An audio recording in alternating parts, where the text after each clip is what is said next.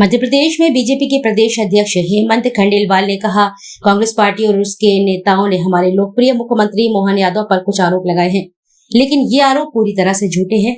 Congress party और उसके नेता जनता के बीच भ्रम पैदा करने की कोशिश कर रहे हैं। इन दावों में बिल्कुल भी सच्चाई नहीं है।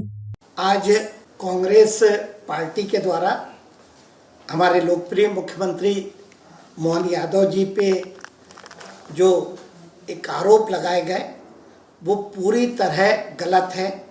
भ्रम की स्थिति पैदा करने का प्रयास कांग्रेस और उनके नेताओं के द्वारा किया जा रहा है। मैं समझता हूँ कि इसमें बिल्कुल भी सच्चाई नहीं है। मैं बताना चाहता हूँ कि हमारे मुख्यमंत्री के द्वारा जो 2023 में जो नामांकन उन्होंने दाखिल किया था, उस स्थिति में उनके पास 17 एकड़ की जो ज़मीन थी, जो आज उसमें कुछ भी परिवर्तन नहीं हुआ और वो 17 एकड़ की ज़मीन थी। उनकी पत्नी सीमा यादव के नाम से 12.29 एकड़ की जो ज़मीन थी, इसमें भी 2026 में कोई परिवर्तन नहीं हुआ।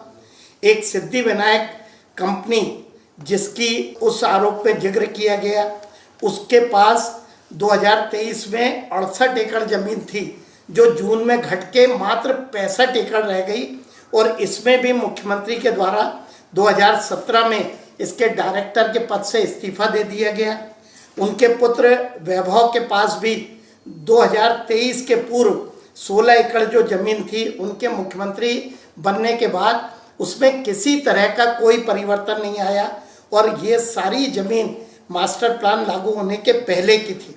उनकी पुत्रवधू जिसकी अभी विवाह हुआ है, शालिनी यादव के द्वारा जरूर 10 एकड़ की एक कृषि भूमि खरीदी गई, जो कि विकसित जो मास्टर प्लान एरिया है उसके बाहर की थी। जो रिश्तेदारों का जिक्र उस आरोप पे किया गया है वो पूरी तरह से गलत है। मुख्यमंत्री और उनके परिवार का कोई उससे लेना देना नहीं है। उनके रिश्तेदार, उनका अपना स्वतंत्र अस्तित्व है, लेकिन मेरी जानकारी में यह आया है कि उन पे भी जो आरोप लगाए गए रिश्तेदारों पे, उसमें भी जो तथ्य दिए गए हैं वो पूरे गलत है।